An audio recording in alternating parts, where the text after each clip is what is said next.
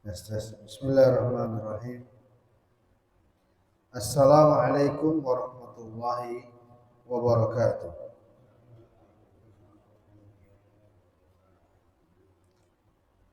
Innal hamdalillah nahmaduhu wa nasta'inuhu wa nastaghfiruh wa na'udzu billahi min shururi anfusina wa min sayyiati a'malina. Man yahdihillahu fala mudilla lahu wa man yudlilhu fala hadiya lahu. Asyhadu an la ilaha illallah wahdahu la syarika lahu wa asyhadu anna Muhammadan abduhu wa rasuluh. Ya ayyuhalladzina amanu taqullaha haqqa tuqatih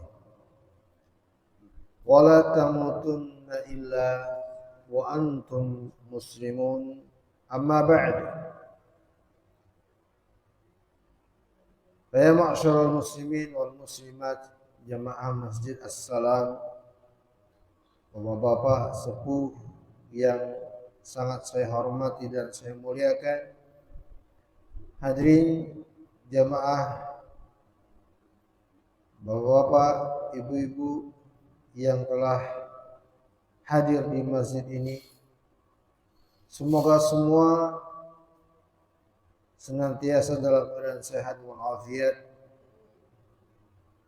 senantiasa diliputi rahmat oleh Allah Subhanahu wa taala.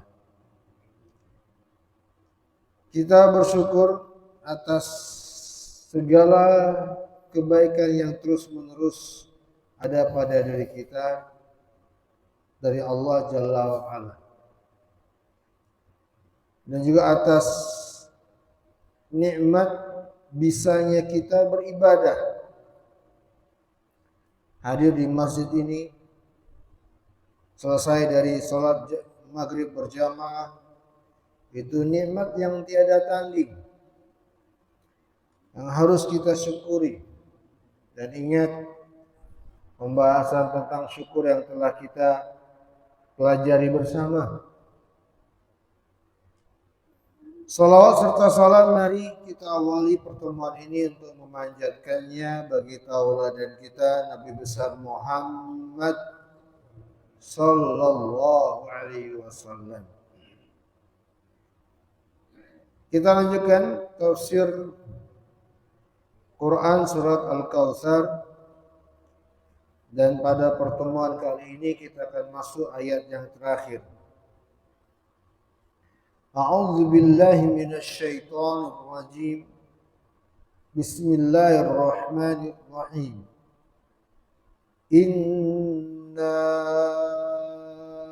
a'tainakal kautsar fasholli li rabbika wanhar. Inna syani'aka huwal abtar.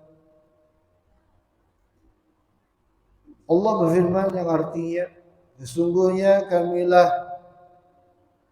yang telah menganugerahkan engkau Al-Kautsar, nikmat yang banyak. Maka oleh karena itu salatlah untuk Rabbmu dan berkurbanlah. Sesungguhnya orang-orang yang membencimu dialah yang akan terputus. Baik. Ayat 1, ayat kedua, alhamdulillah telah kita baca penjelasan para ulama, pelajaran-pelajaran yang terkandung darinya, yang menjadi penafsiran terhadap ayat. Dan ada pelajaran yang sangat penting telah kita dapatkan di pertemuan pekan lalu tentang keharusan dalam bersyukur. Ya tidak? Bahwa bersyukur itu baru dianggap benar bila terpenuhinya berapa perkara? 4 perkara. Bapak pekan yang lalu nggak datang. datang. Padahal ini saya siapkan untuk mempersembahkannya kepada Bapak.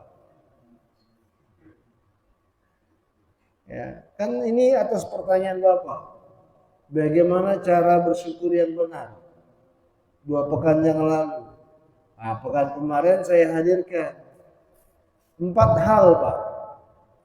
Ada 4 perkara yang harus terpenuhi kalau kita ingin bersyukur kepada Allah dengan benar. Yang pertama apa, Pak?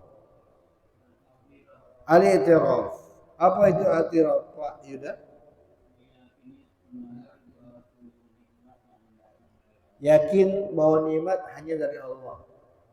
Bukan karena pinternya kita, bukan karena kayanya kita, bukan apapun. Tapi betul-betul atas kehendak Allah. Makanya saya kalau majelis taklim saya selalu buka untuk menyadarkan seluruh hadirin bahwa semua kebaikan hanya atas kehendak Allah. Ini yang pertama, i'tiraf. Yang kedua, amalan bilisan, Pak. Maksudnya apa, Pak Yuda?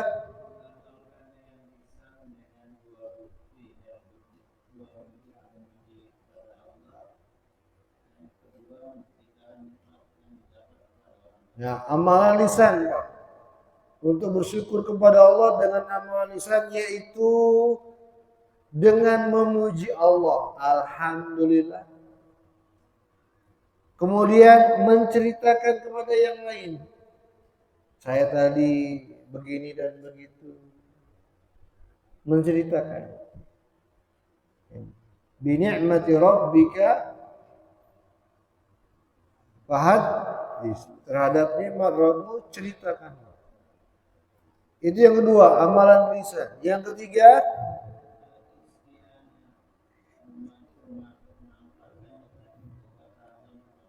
memanfaatkan nikmat untuk taat kepada Allah, Pak. Kalau ingin bersyukur. Bapak dikasih nikmat umur. Bapak dikasih nikmat sehat. Celaka kita kalau nggak menggunakan umur ini untuk semakin taat kepada Allah. Celaka kita kalau sehat ini nggak digunakan untuk taat kepada Allah. Mau bilang alhamdulillah, tapi kalau nggak dimanfaatkan untuk taat kepada Allah itu nggak bersyukur. Alhamdulillah saya sehat, tapi sehatnya dia nggak pakai untuk ibadah. Alhamdulillahnya ini syukur atau bukan? Bukan, dia nggak bersyukur oleh Allah. Jadi nikmatnya digunakan untuk taat kepada Allah. Makanya saya ingatkan Bapak yang hadir sekarang bersama kita di masjid ini mudah-mudahan pilihan Allah ini. Mudah-mudahan. Karena bertambah umurnya makin rajin ke masjid. Itu bukti mudah-mudahan semakin bersyukur kepada Allah. Kalau ada yang bertambah umur, semakin tua, tapi semakin jauh dengan masjid, nggak pernah hadir di masjid, dipertanyakan syukurnya kepada Allah. Yang ketiga, yang keempat,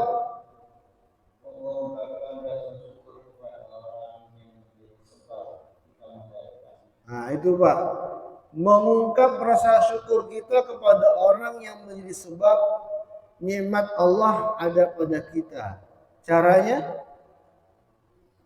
ada berapa cara? 3. Yang paling bagusnya membalas lebih baik. Yang kedua, yang sama. Yang ketiga, mendoakan. Apa ucapannya? Jazakumullahu khairan. Ibu-ibu di belakang sudah hafal belum? Belum? Coba sekarang saya tanya bapak-bapak dulu. Kalau orangnya laki-laki satu, apa ucapan kita? Jazakallahu khairan. Kalau orangnya perempuan satu, jazakillah khairan. Kalau orangnya laki banyak, jazakumullah khairan. Kalau perempuannya banyak, jazakumullahu khairan.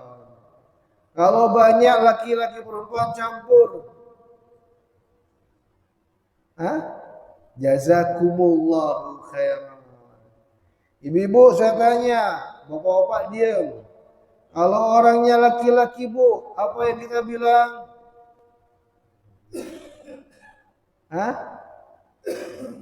Ayo ibu-ibu, ada yang bersuara dong. Apa?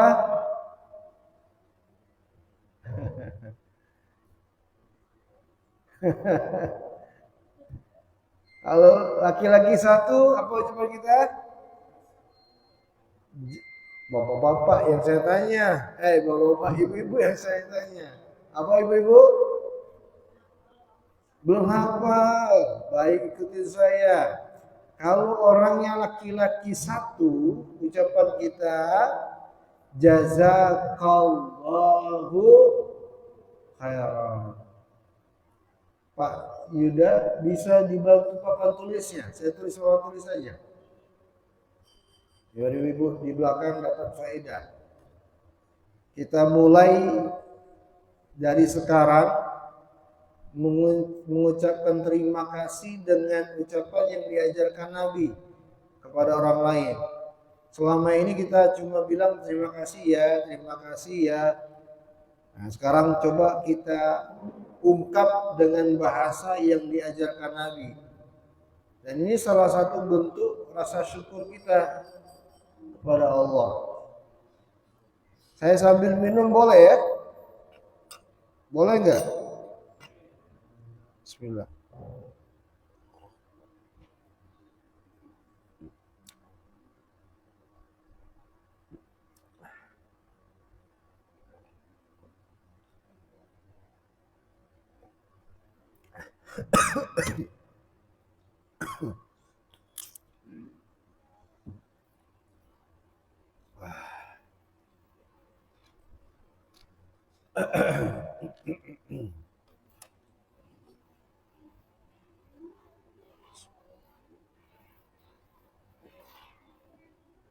Alhamdulillah. Sekalian spidolnya ya, jangan lupa.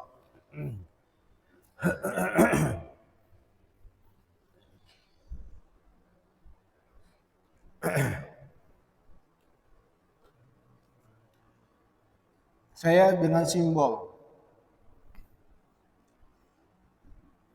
Bahasa Arabnya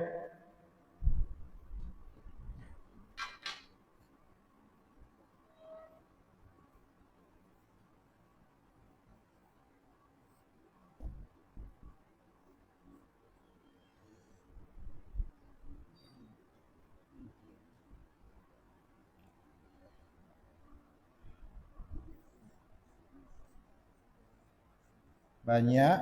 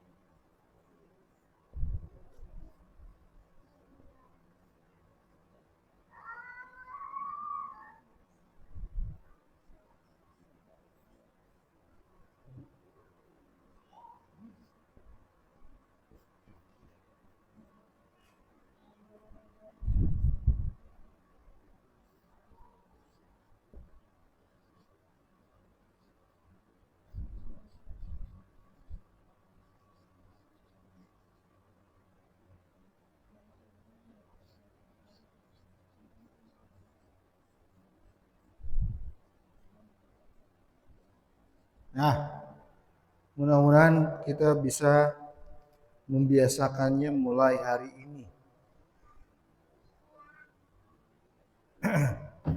Aduh. Untuk laki-laki 1 orang jaza, sebenarnya bedanya di sini Bapak Ibu, di sini nih. Namanya domir. Ini aja yang beda, yang lainnya sama. Laki-laki 1 orang jazaka. Laki-laki banyak jazakum. Perempuan 1 jazaki. Perempuan banyak jazakunna. Ini Latinnya. Ibu-ibu, lihat ibu-ibu, dibuka aja hordengnya kalau nggak lihat. Lihat, bisa nulisnya, kelihatan.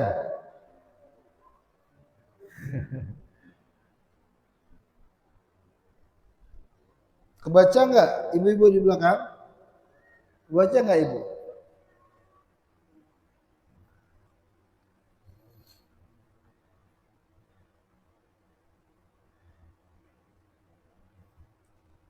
Baik. Jadi kembali ke pertanyaan Bapak, itu 4 perkara Pak. Kalau mau syukur kita dianggap benar. Bukan cuma ngucap alhamdulillah. Boleh.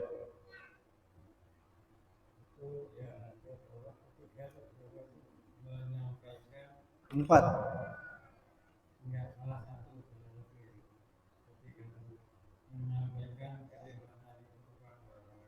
Oh, itu yang kedua.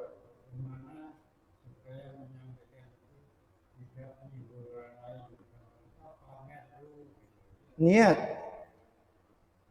kita. Jadi kita menceritakan nikmat itu dalam rangka membesarkan dan memuliakan Allah. Itu niatnya. Orang nilai kita apa terserah, orang dosa dia.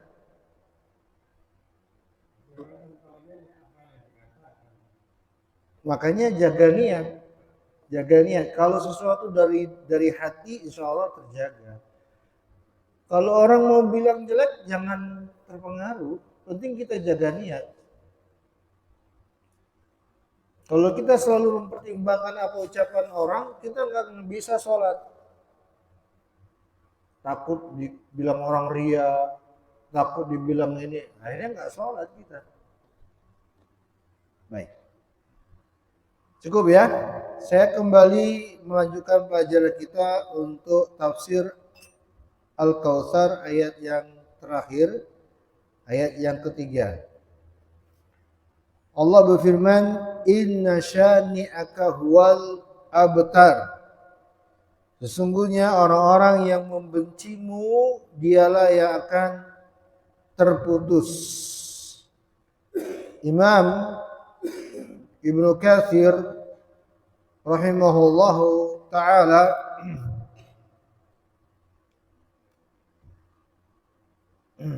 menjelaskan beberapa riwayat yang pada intinya sama, bahwa yang dimaksud dengan terputus di sini adalah terputus terhadap kebaikan dari Allah Subhanahu wa taala, dari rahmat dan keberkahannya. Ya. Bahwa dia tidak akan mendapatkan rahmat, dia tidak akan mendapatkan berkah, dan bila tidak mendapatkan rahmat dan berkah dari Allah, maka sebaliknya yang dia akan dapatkan adalah kemurkaan dari Allah Subhanahu wa taala. Baik, hadirin yang saya muliakan dan saya hormati, ini ayat yang terakhir di surat Al-Kautsar. Dan ayat yang ketiga ini adalah termasuk ayat yang Allah menjelaskan akibat yang akan didapatkan oleh orang yang mencela Rasulullah, Nabi besar Muhammad sallallahu alaihi wasallam. Allah berfirman, inna syani'aka huwal abtar. Sesungguhnya ya, orang yang membencimu, Allah sebut dalam kalimat ya, sya'inah, sya'inun. Sya'in itu bisa bermakna atau pada asal maknanya adalah yang merendahkan. Yang merendahkanmu. Dia akan terputus. Maka ayat ini sekaligus di dalamnya terdapat larangan untuk merendahkan Nabi kita, Nabi besar Muhammad Sallallahu Alaihi Wasallam. Merendahkan. Yang dilarang sebenarnya merendahkan. Karena kalimat merendahkan itu lebih umum. Merendahkan itu lebih umum. Bisa dengan ucapan, bisa dengan sikap, bisa dengan keyakinan dalam hati. Dan semuanya terlarang. Merendahkan Nabi dengan ucapan, merendahkan Nabi dengan sikap, merendahkan Nabi dengan keyakinan. Jadi walaupun ucapannya dia memuliakan Rasulullah seperti orang munafik. Orang munafik itu memuliakan Nabi di hadapan Nabi. Mengaku bahwa Nabi Muhammad adalah utusan Allah dengan ucapan. Tapi tidak dalam hati. Dalam hati betapa merendahkannya mereka Rasulullah.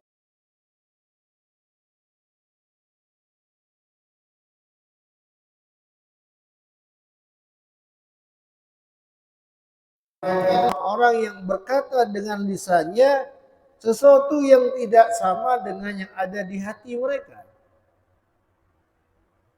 Ya. Maka merendahkan itu sifatnya umum. Semuanya terlarang terhadap Nabi kita Nabi besar Muhammad Sallallahu Alaihi Wasallam. Makanya Allah sebut dengan inna syani'aka. Sesungguhnya yang merendahkanmu, bukan yang mengejekmu. Kalau mengejek dia lebih spesifik. Yang menghina itu lebih spesifik. Ini merendahkan lebih luas, termasuk mengejek padanya. Ya, termasuk mencela padanya. Menghina, memperolok, termasuk ke makna merendahkan. Dan para ulama menjelaskan, hadirin yang saya muliakan, bahwa larangan merendahkan Nabi Sallallahu Alaihi Wasallam itu pada segala aspek, baik secara ajarannya Rasulullah, apa yang beliau bawa, atau terhadap fisiknya Rasulullah, semuanya nggak boleh. Haram, dosa besar, bahkan bisa mengantarkan kepada kekufuran. Kufur kepada Allah Jalla wa'ala. Di semua aspek, saya tekankan sekali lagi, di semua sisi, nggak boleh merendahkan Nabi besar Muhammad Sallallahu Alaihi Wasallam. Mau pada ajaran yang dia bawa apapun itu, atau pada fisik. Pada fisik, dalam sebuah riwayat ya, disebutkan pernah dulu ada orang-orang yang ikut bersama Nabi Shallallahu Alaihi Wasallam dari kalangan kaum munafikin. Ya, dalam sebuah perjalanan perang keluar daerah. Di tengah perjalanan mereka bercanda-canda. Ya, dengan mengatakan bahwa kita senantiasa melihat orang-orang yang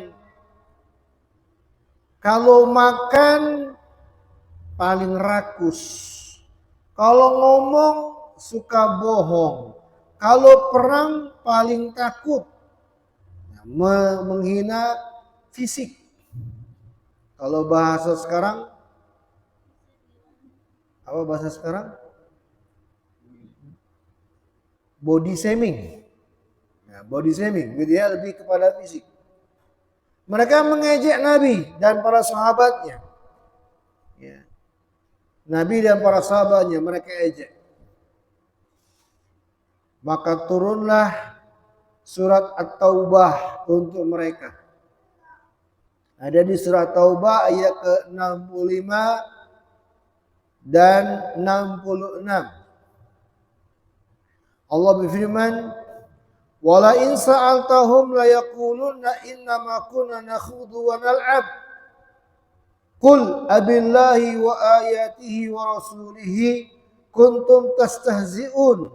La ta'tadiru qad kafartum ba'da imanikum." Kalau engkau tanya mereka, karena turun wahyu, dikabarkan kepada Nabi, mereka menjelekkanmu dan para sahabatmu. Turun ayat ini. Kalau engkau tanya mereka, niscaya mereka akan menjawab, kunna nakhudu wa nal'ab. Kami cuma main-main dan bercanda. Kami cuma main-main dan bercanda. Apa kata Allah? Katakan kepada mereka, abillahi wa ayatihi wa rasulihi kuntum tastahzi'un. Apakah terhadap Allah, terhadap ayat-ayatnya Allah, terhadap Rasulnya Allah, kalian bersenda gurau, memperolok? La ta'tadiru, jangan cari maaf. Qad kafartum ba'da imanikum, kalian kafir. Allah sebut dalam ayat, kafir kalian setelah kalian beriman. Para ulama mengatakan dosa memperolok syariat, apakah Allah, ayat Al-Quran atau Nabi, itu dosa yang bisa jadi tidak dimaafkan oleh Allah. Kenapa? Karena bercanda. Bercanda menjadikan syariat sebagai bahan olok-olok. Orang bercanda itu pada umumnya mencari materi itu sesuatu yang disengaja. Nggak mungkin nggak sengaja. Ya tidak. Orang bercanda itu pasti dia pikir untuk dijadikan materi bahan candaan, dia sudah menyiapkan itu. Disitulah banyak kisah. Tapi ini salah satu kisah nyata. Apa akibat yang didapatkan oleh orang yang menghina ajarannya Rasulullah. Bukan fisik, tapi ajaran. Kalau tadi fisik, sekarang ajaran. Disebutkan dalam riwayat oleh Imam Ibnu Katsir, ada seorang laki-laki yang biasa dipanggil dengan Abu Salamah di Basra. Basra ini sekarang Irak. Dia suka bercanda dan melontarkan ejekan-ejekan. Maka suatu hari ada yang mengajarkan salah satu ajaran Rasulullah tentang siwak. Tahu siwak Bapak? Apa siwak? Sikat gigi, ya, yang membersihkan gigi dengan ranting pohon itu.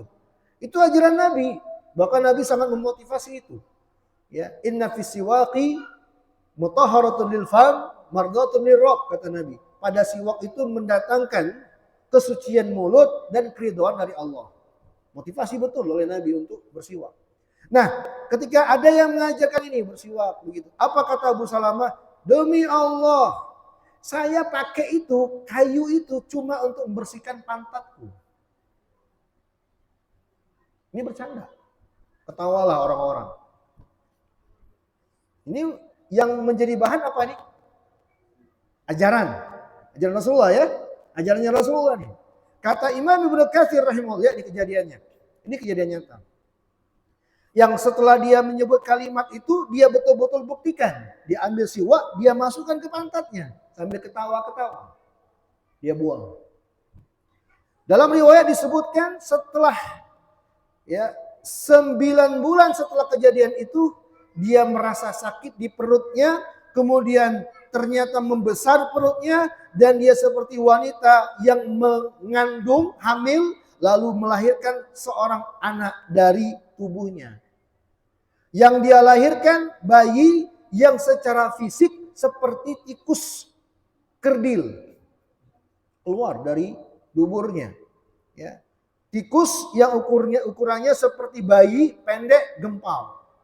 Berkaki 4, kepalanya seperti kepala ikan. Punya 4 taring, ekornya sepanjang 1 jengkal, berjari 4 dan duburnya seperti dubur kelinci. Dilahirkan olehnya, anak dari orang tersebut perempuan menangis. Anak perempuan Abu Salamah ya menangis di sampingnya melihat penderitaan ayahnya. Kemudian ketika telah keluar bayi yang berwujud tikus tadi, dia memecahkan kepalanya. Dibunuh oleh anaknya Abu Salamah ini. Maka dia pun mati dan Abu Salamah tidak bertahan lama, 2 hari setelah itu dia pun meninggal. Ini disebut peristiwa ini ya kisah nyata disebut oleh Imam Ibnu Katsir dalam kitab Al-Bidayah wa Nihayah. Gara-gara apa? Mencela siwa ajaran Rasulullah SAW. Maka hadirin yang saya muliakan, terhadap diri Nabi besar Muhammad Sallallahu Alaihi Wasallam bukan siapa-siapa yang membela dia, membela beliau, langsung Allah yang membela kehormatan kemuliaan Rasulullah. Allah berfirman di surat Al-Hijr ayat 95, Inna kafainakal mustahzi'in. Sesungguhnya kamilah yang akan melindungimu dari orang-orang yang mencelamu. Kata Syekh Abdurrahman As-Sa'di, orang yang mencela Nabi pasti akan merasakan kebinasaan yang siksaan dari Allah kepadanya kadang diekspos, ditampakkan, dan bisa jadi Allah tidak tampakkan. Tapi pasti dia akan merasakan kebinasaan. Maka hadirin yang saya hormati dan yang saya muliakan, kufur hukumnya memperolok syariat. Dan Nabi Muhammad SAW sebagai pembawa syariat. Dan bila mencela yang membawa syariat, sebenarnya sama saja mencela yang mengutus beliau. Yang mengutus beliau siapa?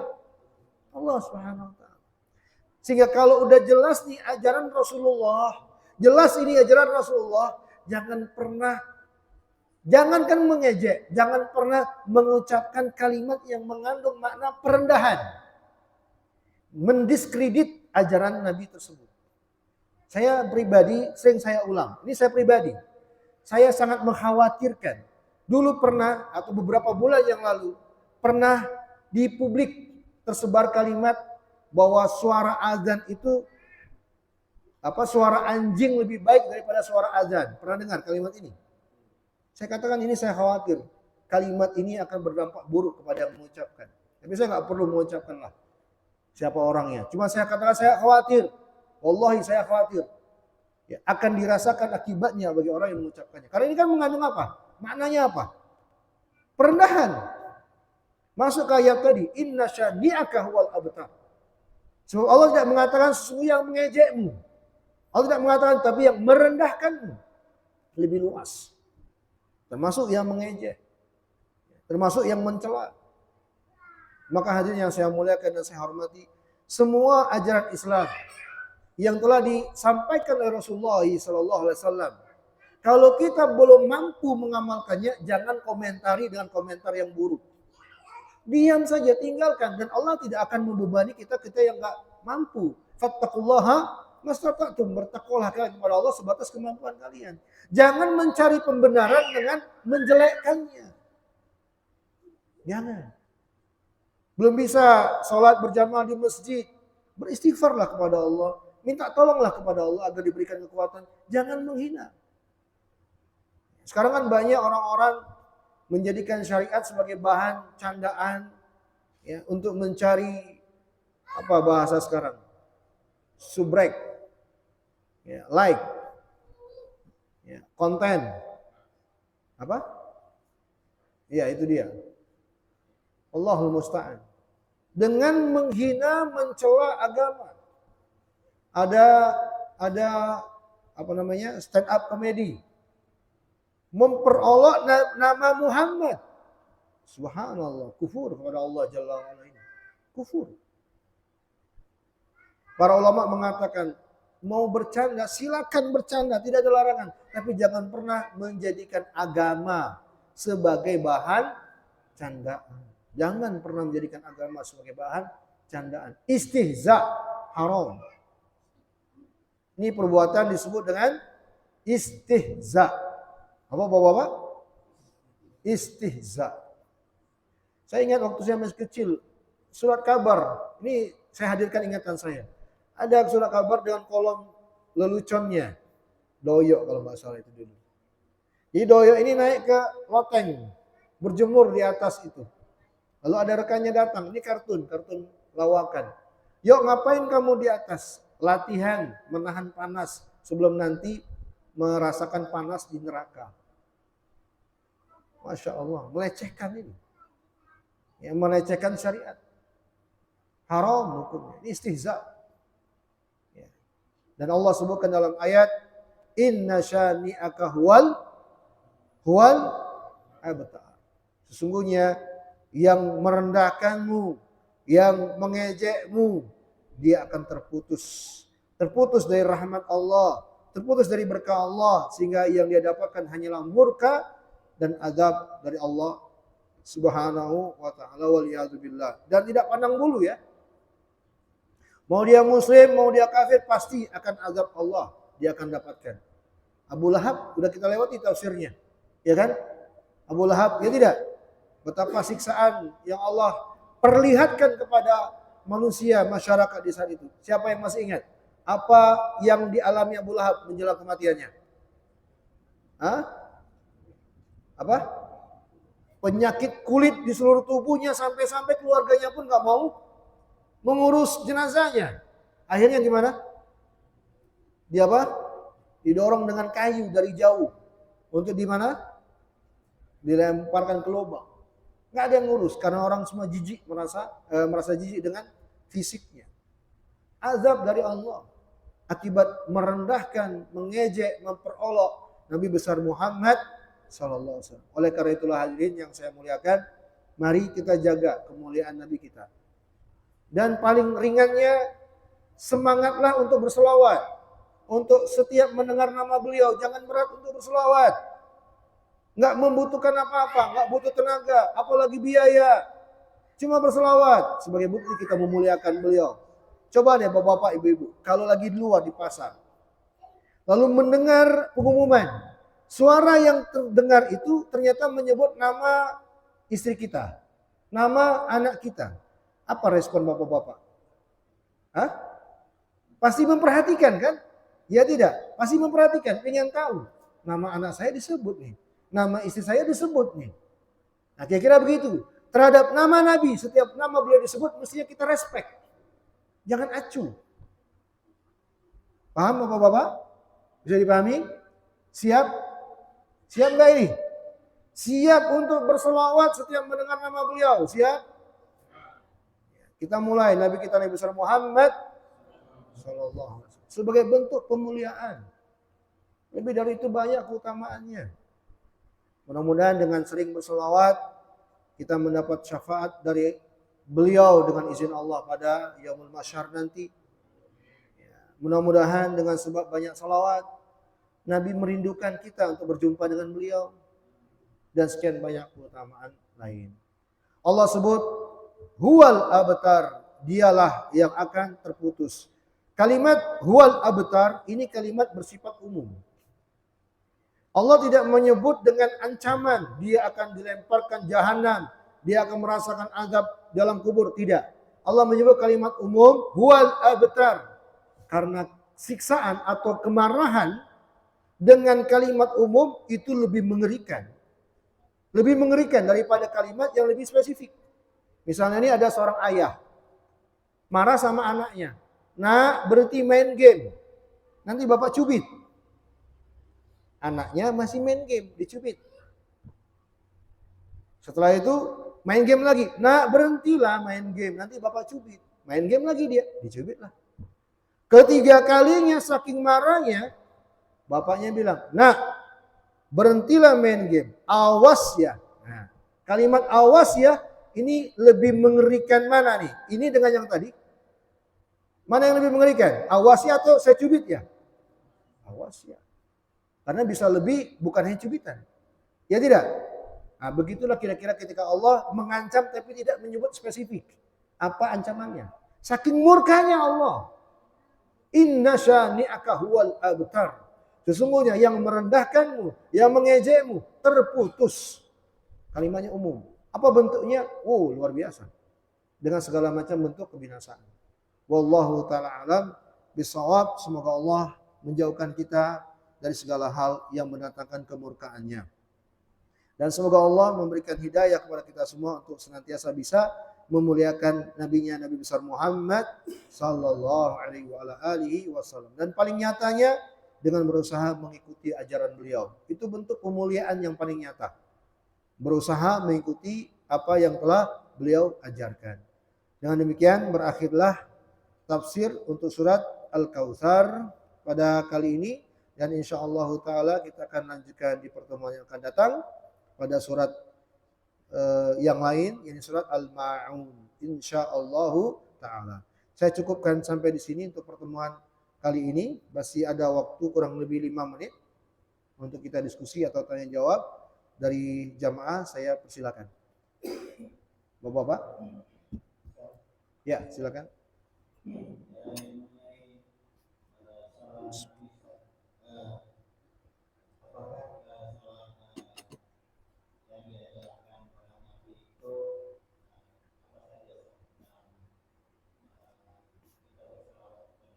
Baik, pertanyaan yang bagus.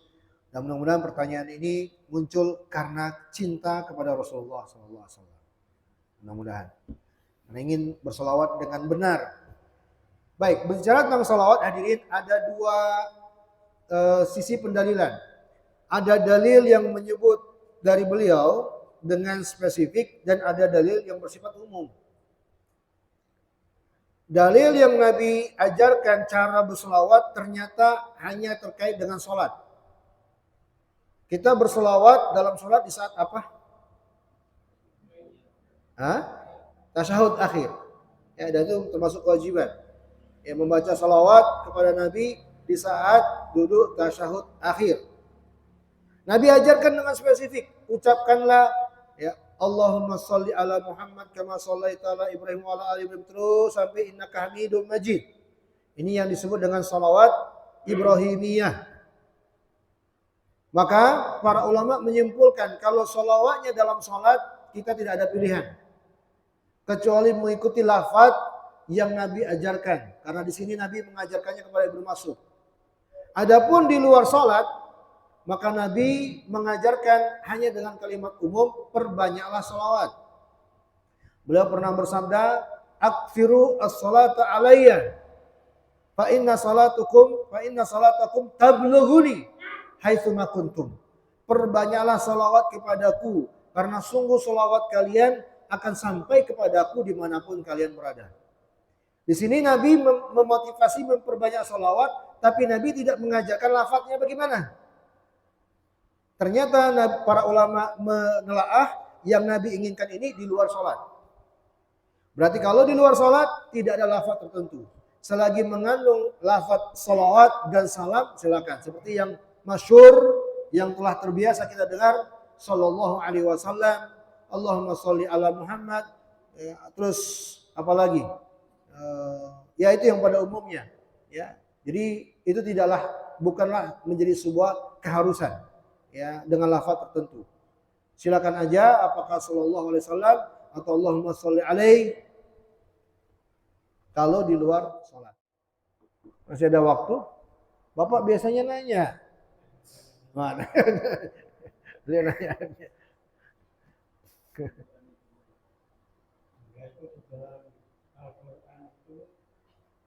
Kenapa enggak orang masuk surga itu karena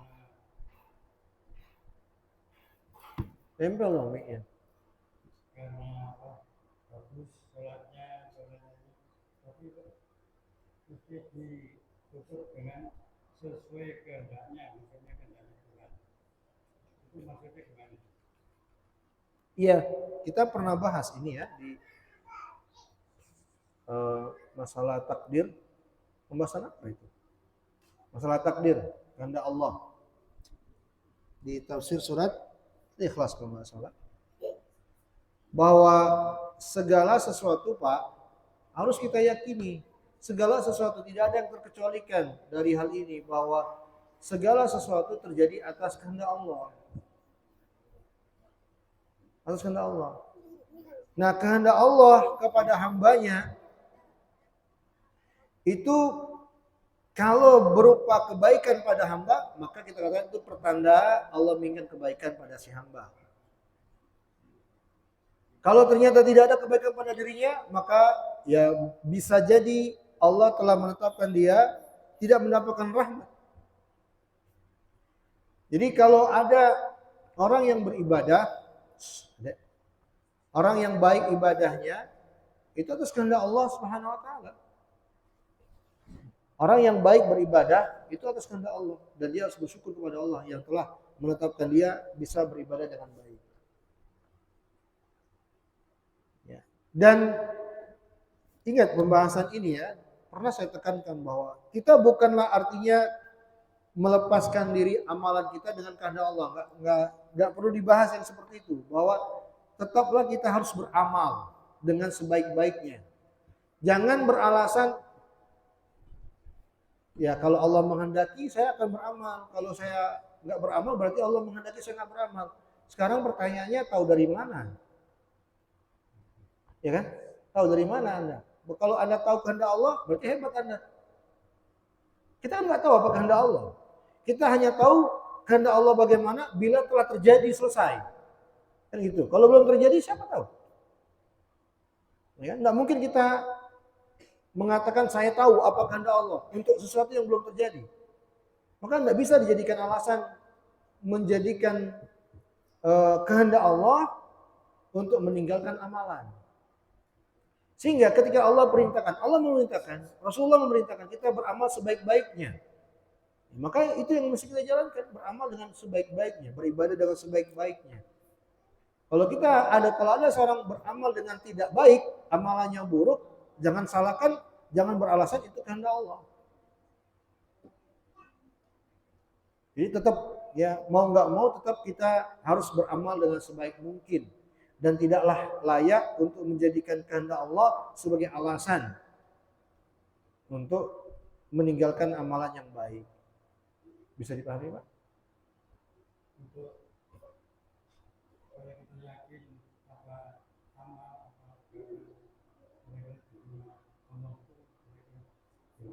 Kita nggak bisa dengan yakin pasti, tapi kita hanya bisa berharap, roja, berharap. Caranya dua Pak. Kalau indikasi dua ini ada pada kita, mudah-mudahan harapan itu bisa terwujud.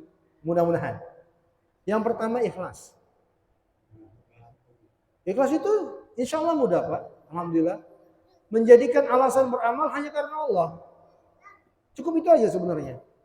Tidaklah kita sholat kecuali karena Allah. Tidaklah kita baca Quran kecuali karena Allah. Itu ikhlas.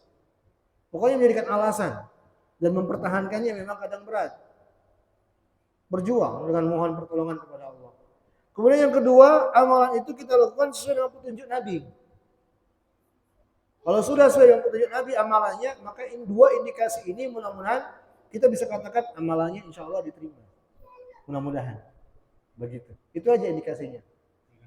Ya, wallahu a'lam bishawab. Ada lagi yang lain? Kakek-kakek.